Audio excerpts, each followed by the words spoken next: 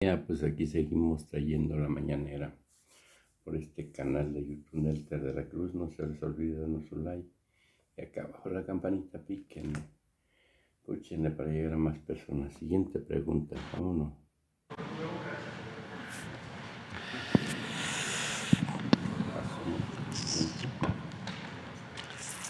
Muy buenos días a quienes nos ven y a quienes nos escuchan.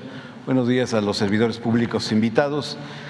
Presidente de México, pues mañana es miércoles 12, día de la raza, fecha donde se conmemora la llegada a América del navegante Cristóbal Colón. En ese día se celebra por la mayor parte de los países hispanohablantes y de Estados Unidos la fecha. En los primeros años del siglo XX, por iniciativa del exministro español Faustino Rodríguez San Pedro, se instituyó este día. Han pasado 530 años y por fortuna existe conciencia en movimientos de neoindigenización que critican esta festividad debido a que se conmemora el sometimiento y la eliminación de los pueblos indígenas y precolombinos a sus culturas. La pregunta es, señor presidente, ¿debe permanecer en nuestro calendario cívico el Día de la Raza o cambiar al Día de la Resistencia Indígena o bien al encuentro de dos culturas? Y también, presidente, la semana pasada quedó el proyectarse aquí la canción El Infierno Verde de Salvador Manríquez. Esa sería mi primera pregunta. Bueno, yo creo que eso va a corresponder más a la opinión de la gente, ¿no? Lo cierto es que es anacrónico el uso de la palabra, del término, del concepto raza.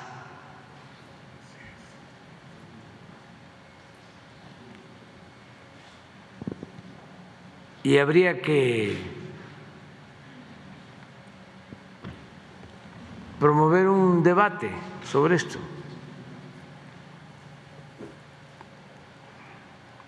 Es un buen tema. En vez de los insultos y que haya debate de buen nivel sobre estos temas. Acaba de participar Beatriz en un encuentro de los ministros de Cultura, mujeres y hombres que vinieron, y su discurso fue sobre eso.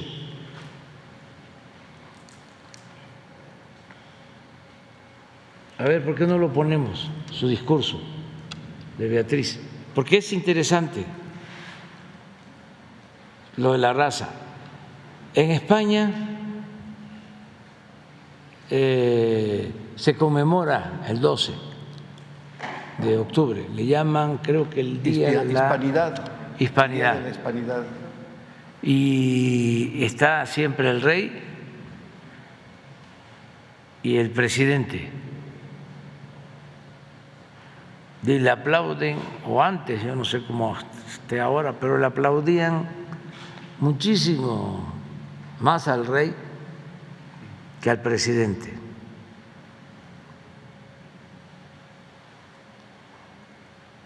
Esto en Madrid, pero pues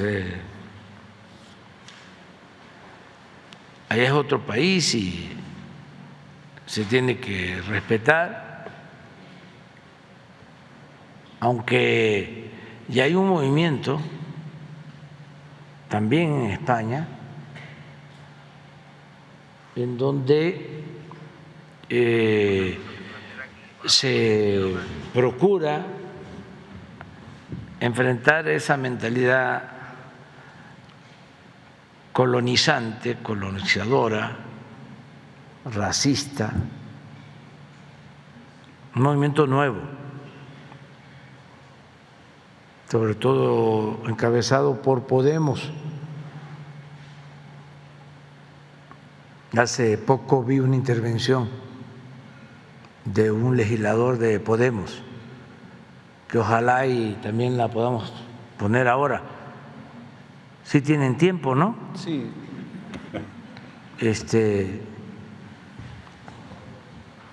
Beatriz, de una vez aprovecho para decirles que no aspira a ningún cargo.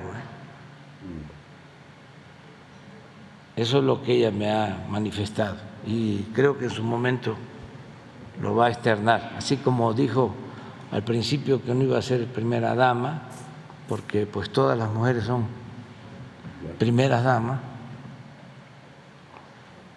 y que se iba a seguir dedicando a su trabajo como investigadora.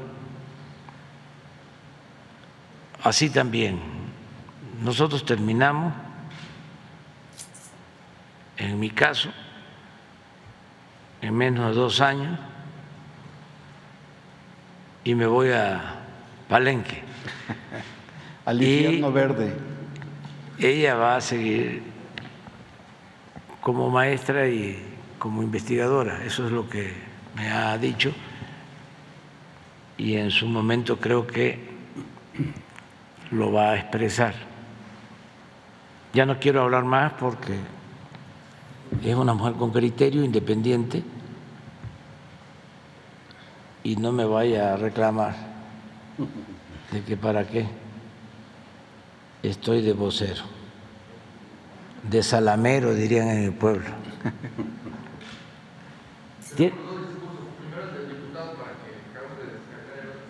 Ándale, el del diputado. Pero es que es interesante, porque sí estamos en octubre. ¿Cuándo es 12? Mañana.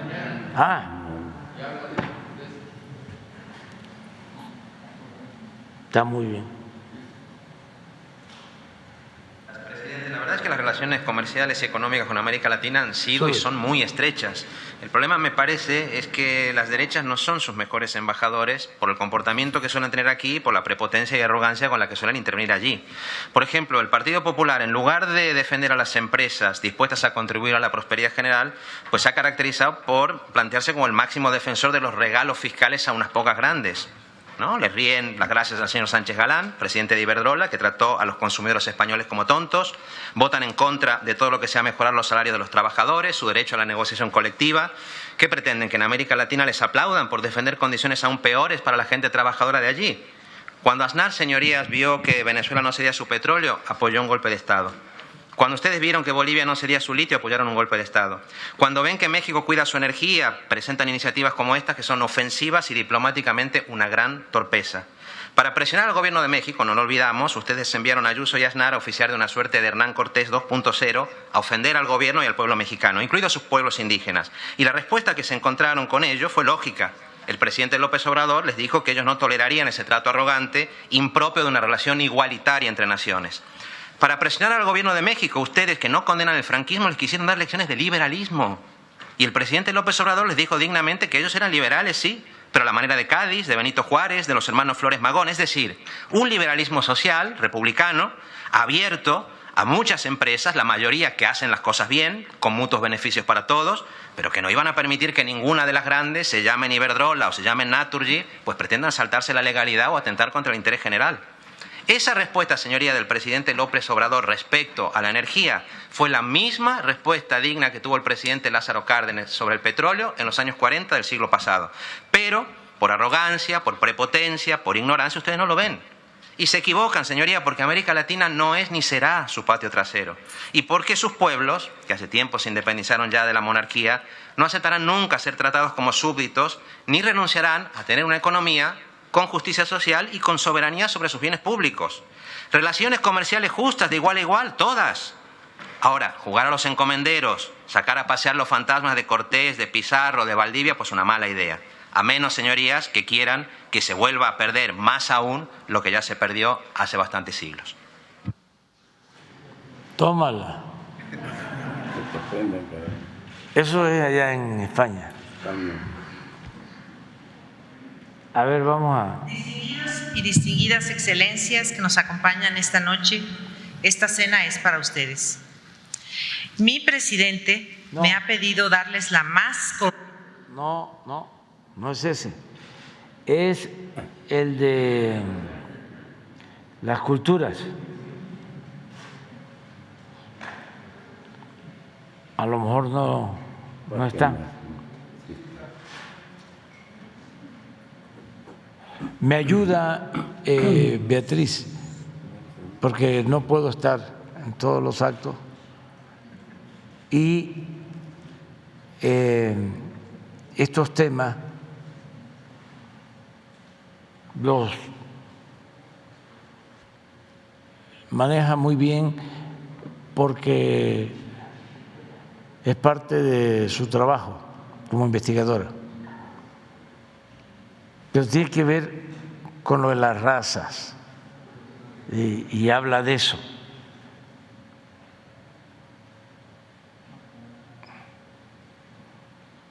Cómo se ha utilizado el racismo para justificar la opresión y el sometimiento de los pueblos.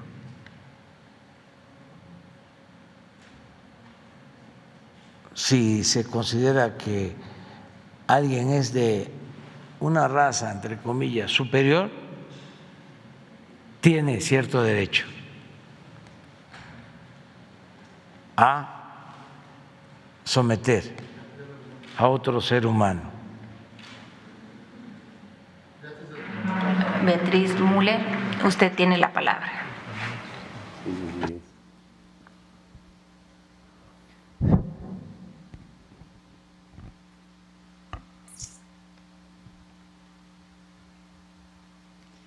Saludos a la directora general de la UNESCO, Madame Audrey Azoulay. Greetings to all delegations. Saludos a todas las delegaciones. Willkommen alle in México. En representación del presidente de México, Andrés Manuel López Obrador, tengo el agrado de ofrecer unas palabras para ustedes. Como lo saben, México es una nación con culturas milenarias, cuando menos 5, antes de nuestra era: la teotihuacana, la zapoteca, la mixteca, la maya y la que se conoce como cultura madre, la olmeca. Desde hace más de 3,000 años, en gran parte de Mesoamérica, estas civilizaciones ya contaban con su propia lengua y escritura, sus medios de producción alimentaria, intercambio comercial, expresiones artísticas y cultos politeístas. Después de Cristo, algunas de ellas decayeron y tomaron vigor en otras como la tolteca, la mexica y el esplendor maya. Unas más, otras menos, llegaron hasta Costa Rica y Panamá. Con la dominación española en el siglo XVI, hubo un enriquecimiento mutuo y en los últimos tiempos, a partir del siglo XIX, por migraciones de americanos del norte, europeos, asiáticos, sudamericanos y países del Caribe. Hace unos 80 años, cuando todavía se hablaba de tipos de raza en la especie humana, se ensalzaba o se despreciaba, según el caso, a personas por su aspecto físico. Décadas después, los científicos concluyeron que no hay razas en la especie humana, sino que cada uno es parte de una misma especie biológica. Esto quiere decir que todos somos iguales, aunque varíe nuestro color. Somos herederos del Homo sapiens. Sin embargo, por más que se ha explicado el punto, el racismo vive con insidia e impunidad. Esto es, se relega a hombres y mujeres por alguna supuesta inferioridad biológica y cultural, estigma establecido por una raza cumbre o superior. El racismo como ideología, aunque se proscriba y condene, sigue lacerando la dignidad humana. En nombre de la raza, los racistas menoscaban a quienes no representan el modelo de belleza física o de inteligencia de otros. Lo digo sin cortapisas, porque reconocer esta desgracia que habla mal de nosotros como humanidad y hacer algo efectivo para aminorarla es el punto de partida para alcanzar algún día una cultura de respeto entre todos los que vivimos en la casa común. No es paréntesis anodino comenzar mi alocución con esta pandemia irracional que no hemos podido exterminar, porque precisamente las culturas más ancestrales son aquellas que a fuerza de resistir genocidios, esclavitud, desprecios y otras vergonzantes acciones en su contra, han sido quienes han tenido la más comprobada capacidad de sobrevivencia. México es prueba de ello. Cuento el siguiente episodio porque tengo la convicción de que no hay que temer a la historia. Al contrario, esta nos enseña qué somos y hemos sido y persuade hacia el porvenir. El casi total exterminio de los pueblos del Yaqui hace unos 30 años es evidencia de esa arbitraria política pública de reducir al indio a un ser humano inferior para luego el superior arrogarse el derecho de dominarlo y, en síntesis, despojarlo de su voluntad, su dignidad, su familia, su territorio. Hace años tuve a la vista el resultado de un examen necrológico que publicó una revista francesa a finales del siglo XIX sobre un cráneo yaqui. Se concluía que, en efecto, la testa de ese joven presentaba una anomalía encefálica. El gobierno mexicano de entonces divulgó que la raza yaqui era biológicamente indomable y por ello quedaba justificado el hecho de someterla con más fuerza bélica. Bien saben unos cuantos historiadores que el de los yaquis fue el primer holocausto del siglo XX en el mundo, para vergüenza de los mexicanos. Dejo este ejemplo abreviado. Tengo claro que quienes desean aniquilar a las culturas ancestrales, en particular las culturas originarias de América, por el contrario, detienen, cancelan y atrofian el desarrollo de cualquier nación. Suponer que una cultura aborigen es involucionada pauperiza de cuerpo entero el alma de quien así lo juzga. Es racista. Al contrario, retrotrae el desarrollo de la humanidad, que no es homogénea ni hay pensamiento único. La misma especie biológica que todos somos es por antonomasia heterogénea.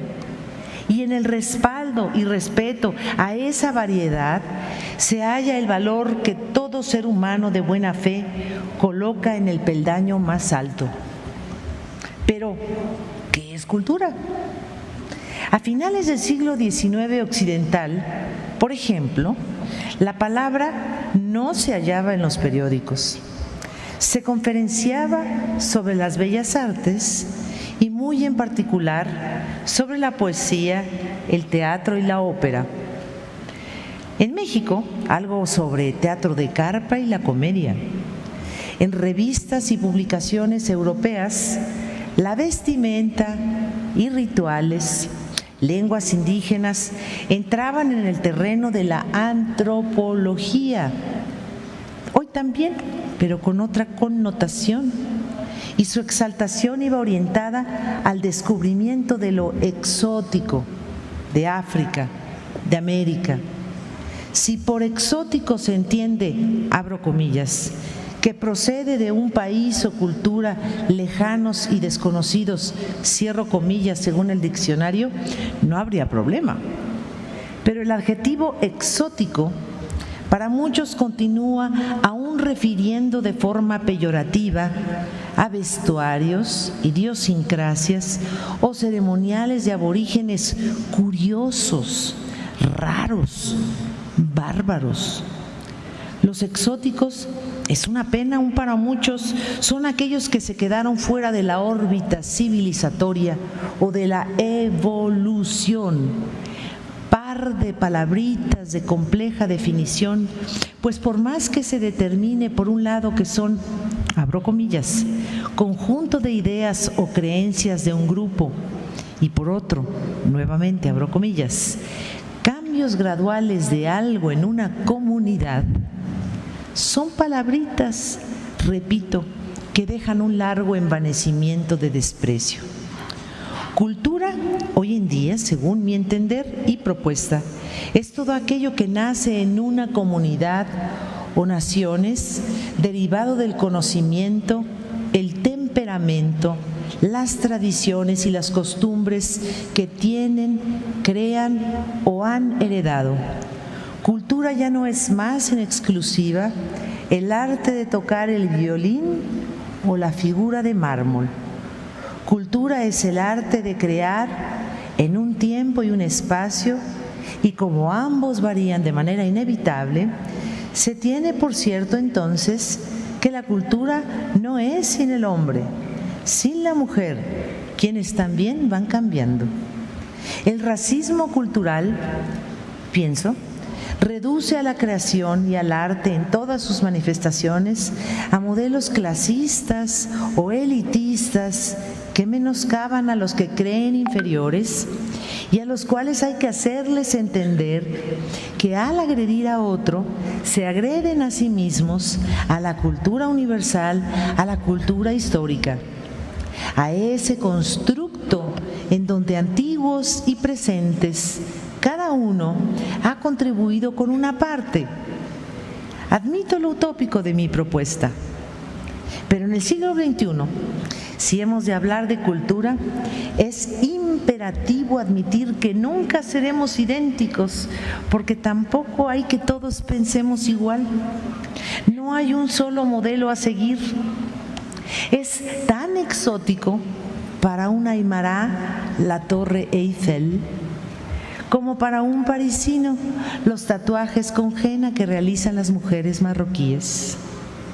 Por otro lado, debemos entender que la cultura ajena no se apropia con fines económicos, no se subasta, que el plagio es ilegal e inmoral, que los bienes patrimoniales de la humanidad son de todos y todos debemos protegerlos. Hay que apostar por descolonizar la cultura supremacista y promover en cambio una horizontalidad, porque no hay culturas superiores ni inferiores. Nuestro lema en México es: mi patrimonio no se vende. Nuestra prioridad, defender nuestro legado ancestral, cuidarlo, protegerlo y recuperar la memoria histórica nacional. ¿De dónde venimos? ¿Qué somos? Y por tal, ¿hacia dónde vamos? Enhorabuena por esta conferencia mundial. Aquí discutirán y emitirán lineamientos para políticas públicas en donde la cultura sea considerada un bien público mundial. Estoy segura de que entre todos podrán renovar la significación de la palabra cultura y en consecuencia proponer. La cultura es el poder de lo múltiple. Tiene en abono, casi en exclusiva hoy en día, la capacidad de unir. La cultura puede ser sinónimo de paz. Si abonamos a una cultura incluyente, no clasista ni racista, menos aún colonizante o hegemónica, habremos dado ya un paso más hacia la paz mundial que anhelamos todos los que buscamos encumbrar lo que hace el hombre que piensa y siente. Muchas gracias. Bueno, ya está. Pero es interesante el tema, de cultura, raza. Vámonos a la investigación. Presidente de todos los mexicanos, mi segunda pregunta. Frente a las campañas del cártel del periodismo sesgado y